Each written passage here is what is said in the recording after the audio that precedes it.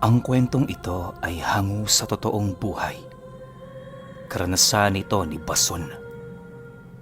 Taong 1976, Banay-Banay, Davao Oriental.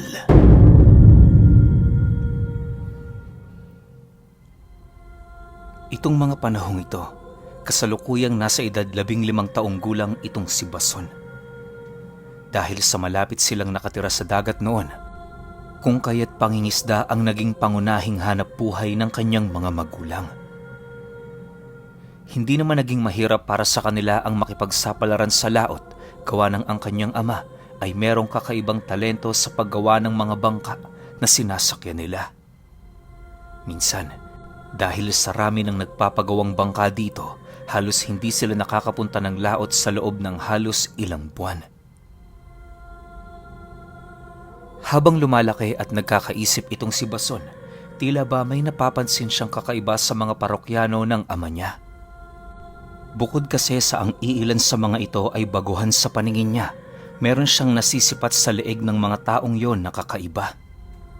Ayon kay Bason, hindi niya makumpirma ang kanyang nasisipat pero siguradong sigurado siya na nakakasilay siya ng may itim na balahibo sa ibabang parte ng panga ng mga parokyano ng kanyang ama. Kung iisipin, maaaring balbas lamang ang mga ito, subalit kapag maigi mo yung sinipat, doon mo makikita na nasa ilalim yon ng balat. Bagaman patuloy yung sumasagi sa kanyang isipan, pinipili niya pa ring wag yun basta-bastang ilahad sa kanyang ama sa takot na baka pag-isipan lamang siya nito ng kung ano-ano. Ang tanging hiling na lamang noon ni Bason, magkaroon sila ng pagkakataong mag-usap nang sa gayoy doon niya mailahad ang mga bagay na bumabagabag sa kanyang isipan. Isang araw, habang naghuhulma ng kahoy itong ama niya, dumating ang 3 nitong parokyano na may-ari sa pinapagawa nitong bangka.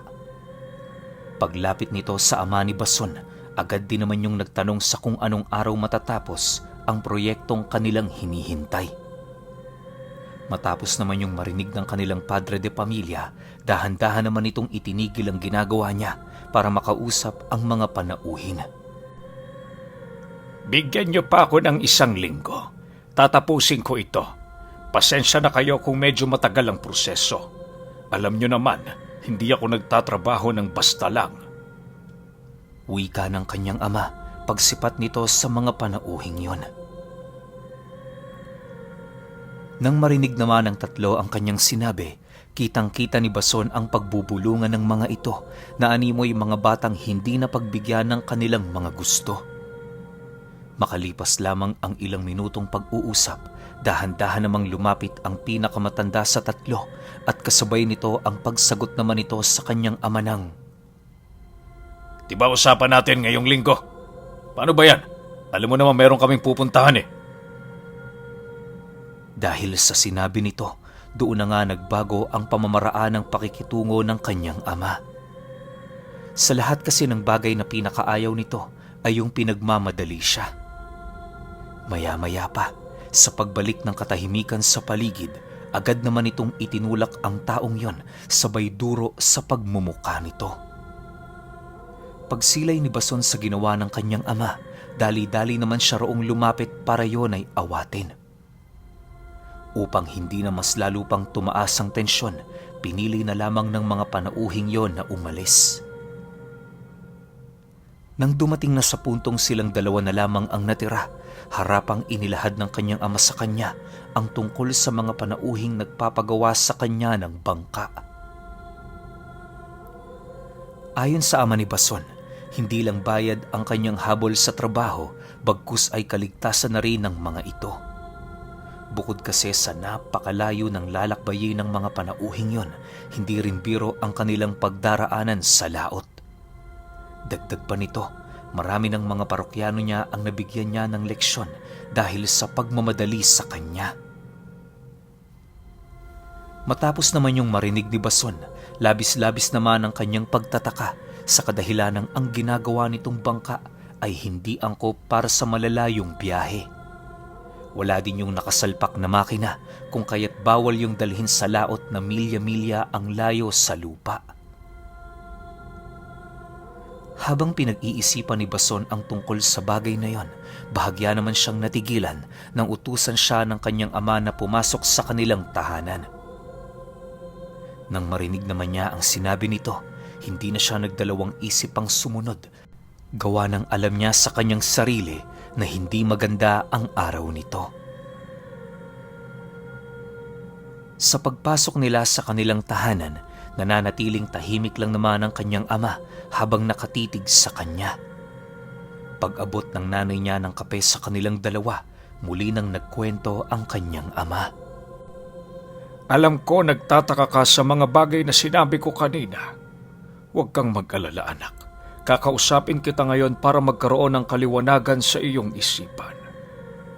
Alam kong matalas na ang iyong pagramdam kung kaya't kahit anong gawin kong pagtatago sa iyo. Darating at darating ang araw na malalaman mo ang aking sikreto. Wika ng kanyang ama. Kasabay ng pagwika nito ay ang walang preno naman itong paglalahad sa kanya ukol sa tinatago nitong sikreto. Ayon sa kanyang ama, hindi lang mga ordinaryong tao ang ginagawa niya ng bangka, bagkus maging ang mga nilalang na nasa kaanyuan ng mga ordinaryong tao. Nabibilang sa mga nilalang na yon ay ang mga engkanto, aswang, duwende, laman lupa na naghahanda na marating ang isang lagusang naroon sa pinakagitnang bahagi ng dagat. Naniniwala kasi ang mga nilalang na nagpapagawa sa kanya ng bangka, yon ang lagusang pinakamadaling daan pabalik sa kanilang mundong iniwan. Dagdag pa nito na, kaya lang naman siya ang inatasang gumawa ng mga bangka ng mga ito ay dahil na rin sa kanyang husay at talino. Mariin ding inilahad ng kanyang ama sa kanya na hindi lang lakas at isip ang puhunan niya sa paggawa ng mga bangka, bagkus maging ang kanyang tinatangang mutya. Matapos siyang mailahad kay Bason, harapan namang dinukot ng kanyang ama ang bigkis nito sa kanyang bewang kung saan naglalaman yon ng mutya. Habang binubuksan yon ng kanyang ama, hindi naman niya mawari kung ano ang mga emosyong unti-unting bumabalot sa katawan niya. Pagsilay niya sa isang batong kulay kayumanggi, halos kumalas naman sa kanyang sarili ang kanyang wisyo dahil sa labis na pagkamangha. Makalipas lamang ang ilang minuto, agad naman yung itinago ng kanyang ama sa takot na baka yun ay mabasag ng mga nilalang na unti-unting nakikiramdam sa labas nila. Maya-maya pa, nang medyo humupa na ang tensyon sa pagitan nilang dalawa, agad namang umalis ang kanyang ama upang ipagpatuloy na ang trabahong nasimulan nito. Sa pagsapit ng gabi, habang naghahapunan silang magpamilya, naging maayos naman ang lahat.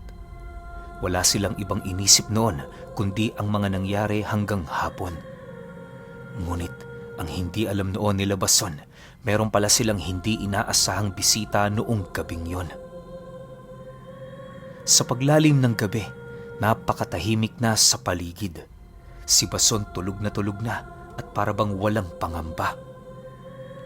Makalipas lamang ang ilang minuto, pagpatak ng 11:00 ng gabi, bigla naman siyang nagising nang marinig niya ang malalakas na kalabog sa loob ng silid ng kanyang mga magulang. Dahil sa iyo ng unang beses na nangyari ang bagay na yon sa kanilang tahanan, minabuti niyang tumungo roon para sipatin ang mga nangyayari. Nang marating na ni Bason ang silid ng kanyang ama't ina, minabuti na muna niyang tawagin ang mga ito sa takot na baka nag-aaway ang dalawa. Nay, Tay, ayos lang ba kayo dyan? Ano ho bang nangyayari? Nagtatakang tanong ni Bason sa mga magulang niya. Hindi pa man nakakasagot ang dalawa, bigla namang hinawi ng kanyang ama ang pinto ng silid na yon kung saan doon bumungad sa kanya ang isang kamay ng nilalang na nakausli sa bintana ng silid nito. Habang pinagmamasdan niyo ni Bason, halos maghalo naman ang kanyang kilabot at takot sa kanyang katawan. Hindi niya mapigilang humakbang noon papaatras dahil ang buong akala niya siya ang punterya ng nilalang. Ngunit bago pa man niya ito maisakatuparan, bigla naman siyang natigilan nang hawakan siya sa braso ng kanyang ama habang nagsesenyas yun sa kanya na wala siyang dapat ikabahala. Dahil sa sinabi nito, kahit papaano kumalma naman ng bahagya ang nararamdamang takot ni Bason. Sa pagpapatuloy ng kanyang pagmamasid sa nilalang na yon, doon niya napagtanto na wala yung lakas at kakayahan para pangibabawan ang kanyang mga magulang. Nang masipat niyang hindi na ito gaanong nakakagalaw, dahan-dahan namang hinawakan ng kanyang ama ang matatalas nitong mga kuko, sabay hila ng kamay nito papaloob sa silid. Sa isang iglap, bumungad kay Bason ng isang hubad-hubad na lalaki na halos hindi na makagalaw at patuloy na nag-aangil sa kinaroroonan nito. Walang patindi ng ginagawa nitong paglalaway na parabang hirap na hirap yung huminga. Matapos niyang masilayan ang pangyayaring yon, pinili niyang lumapit sa kanyang ina. Mas ramdam kasi niya ang kaligtasan sa bisig nito, gawa ng ni minsan hindi ipinaramdam ng kanilang ilaw ng tahanan na siya ay nag-iisa. Lumipas pa ang kalahating oras, doon na unti-unting nagkakaroon ng lakas ang nilalang na yon. Ayon sa kanyang ama, kasama ito ng 3 nakipag-away sa kanya noong hapon. Maaaring kaya lang naman ito bumisita ay dahil sa hindi nito nagustuhan ang pamamaraan ng kanyang pagsagot sa kasamahan nito. Inaasahan na din niyang mangyayari ang ganoong kaganapan sa kanilang lugar, sa kadahilanang kilala niyang bilang mga mapaghiganting nilalang ang mga aswang. Dagdag pa nito na kung hindi siya nagkakamali, maaaring kasama din ito ang 2 pa nitong kaibigan upang ubusin ang bawat miyembro ng kanilang pamilya. Matapos naman yung marinig ni Bason, muli na namang lumakas ang pintig ng puso niya. Hindi niya kasi maisip noon na sa simpleng argumento lamang papatay ang mga ito. Habang pinagmamasdan niya ang nilalang na nahuli ng kanyang ama, nasipat niya ang maiitim nitong balahibo sa ilalim ng panga nito. Dahil sa kanyang nakita, doon niya napagtanto na hindi nga siya pinaglalaroan ng kanyang paningin noong mga panahong nasipat niya ang mga balahibong yon. Lumipas pa ang ilang minuto nilang pakikiramdam sa paligid, bahagya na naman silang napatahimik nang makarinig sila ng mga kakaibang angil sa labas ng kanilang bahay. Alam ng kanyang ama na kasama yon ang aswang na nahuli niya, kung kaya't hindi na siya nag-alangan pang hugutin sa dingding ng bahay nila ang kanyang talibong. Bago niya yun tuluyang ibinaba, sinugatan niya muna ng bahagya ang kanyang palad habang patuloy yung inuusalan. Maya-maya pa, nang maipaloob na ng kanyang ama sa talibong na yon ang kanyang mga sumpa, inabisuhan niya ang kanyang mag-ina na manatili sa loob ng silid nito. Bago niya rin tuluyang nilisan ang kanilang silid, ipinako niya ang mga binti ng aswang na kanyang nahuli upang masigurong hindi na ito makakatakas pa. Bason, bantayan mong nanay mo rito hanggang sa makabalik ako. Huwag kang mag-alala, matatapos din ang gulong ito. Wika ng kanilang padre de pamilya. Matapos nitong makapagsalita, dali-dali naman yung lumabas ng kanilang tahanan. Dahil si Bason noon ang naatasan nitong magsarado ng pinto, kung kaya't nagawa niya pang masilayan ang labas ng kanilang bakuran bago niya ito tuluyang matrangka. Nang silang 2 na lamang ng kanyang ina ang naiwan sa loob, maigi naman nilang pinakiramdaman ng kanilang padre de pamilya upang magawa nilang malaman ang susunod na mangyayari rito. Maya-maya pa, ayan na, lumalakas na ang mga pag-aangil at lagabog sa labas ng bahay nila. Yung isang aswang, naririnig nilang umaatungal na parabang may kung anong bagay ang bumaon sa katawan nito. Ang isa naman nitong kasamay animoy mabilisang umiikot sa bahay nila na parabang naghahanap ng pagkakataon para umatake. Dahil sa masyado pang bata noon si Bason, kung kaya't hindi niya mapigilang mag-alala. Maya't maya na dinuon ang pagtulo ng luha niya habang paulit-ulit na binibigkas ang pangalan ng kanyang ama.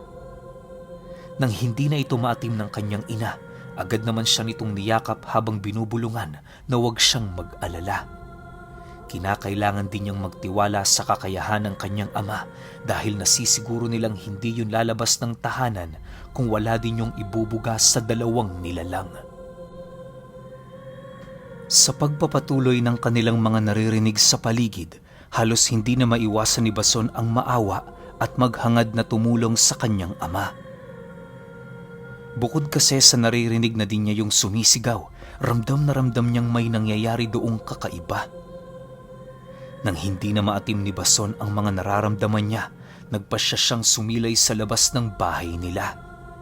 Kahit walang siwang noon ang dingding ng kanilang tahanan, ginawa niya yon ng maliit na butas para lamang masipat ang kasalukuyang sitwasyon ng kanyang ama.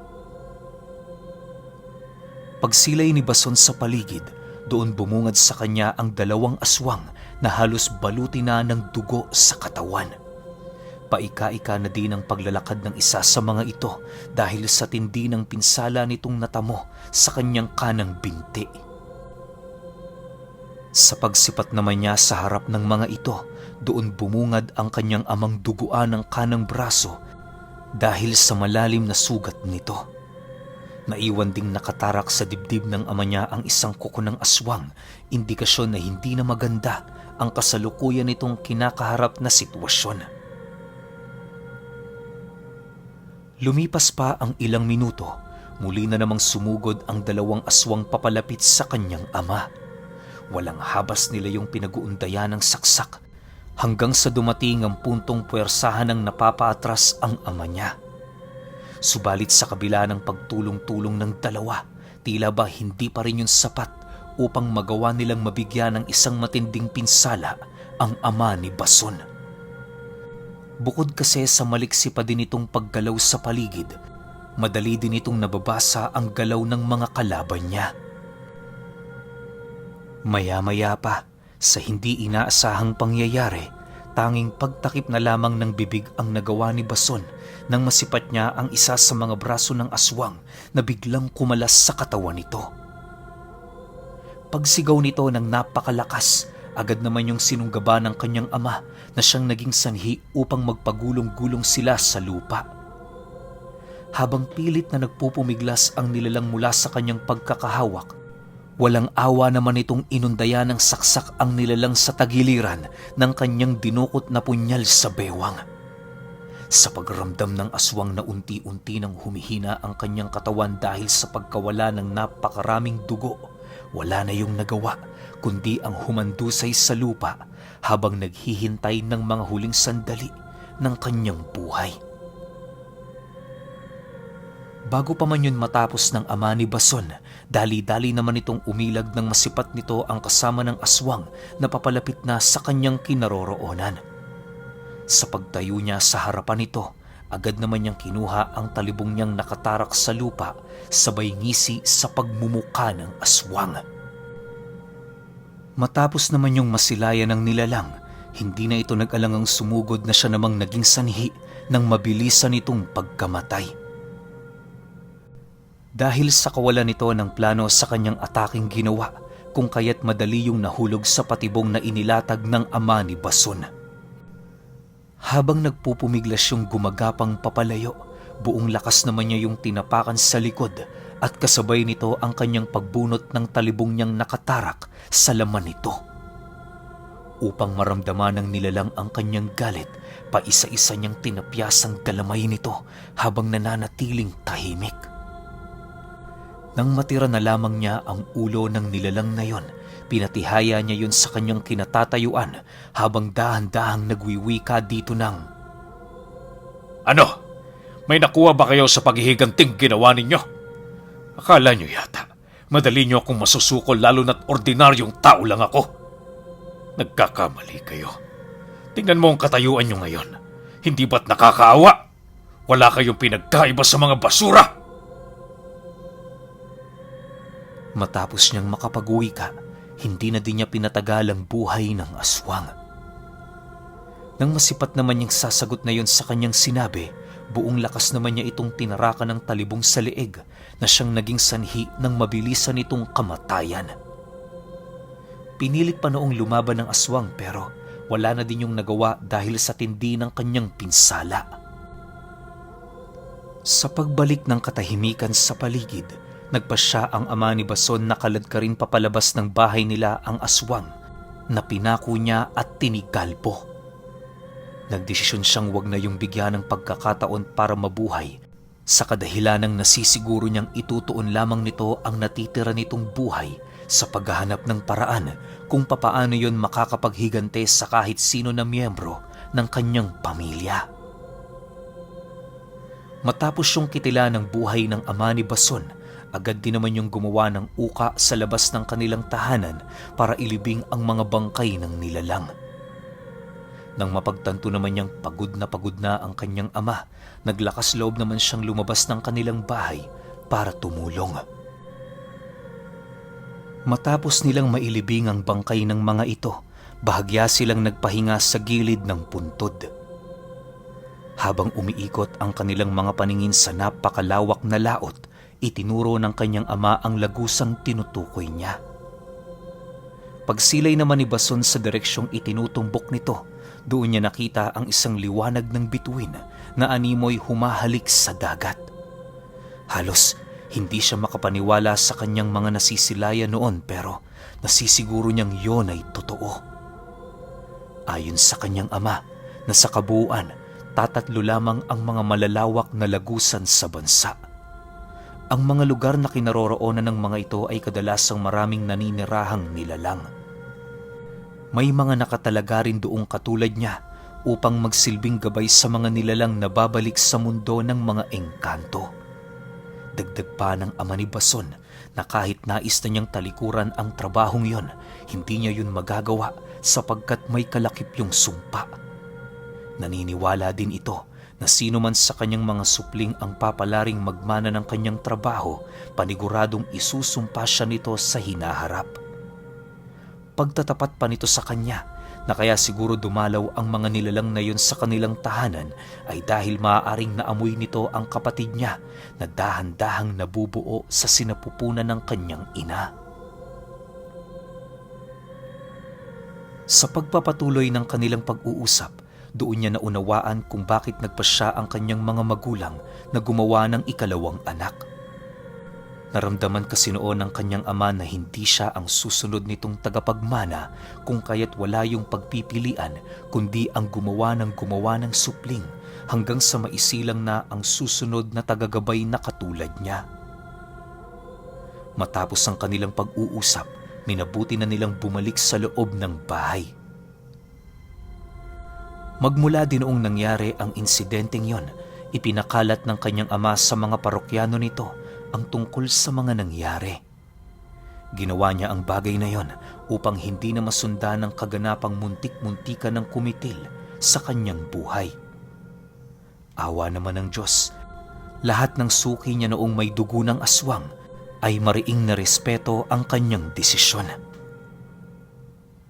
Sa pagsilang ng ikalawa niyang kapatid, labis naman ang pagkatuwa noon ng kanyang ama, gawa ng naramdaman na nito ang kakaibang dugong dumadaloy sa kapatid niya.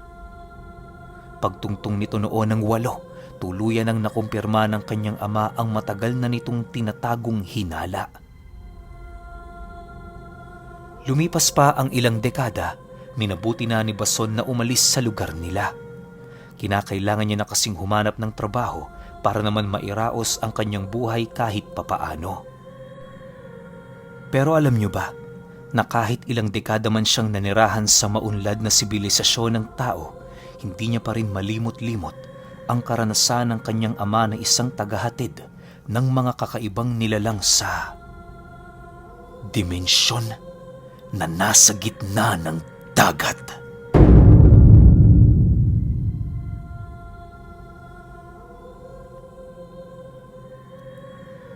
Okay, opinyon ko sa kwento. Grabe, sobrang angas tsaka sobrang kisig ng tatay ni Bason, no? Isipin nyo, 3 lang tatlo lang yung dimension sa buong Pilipinas lang naman yung sinabi. Well, di naman buong mundo. Na tatlo lang yung lagusan na meron tayo dito.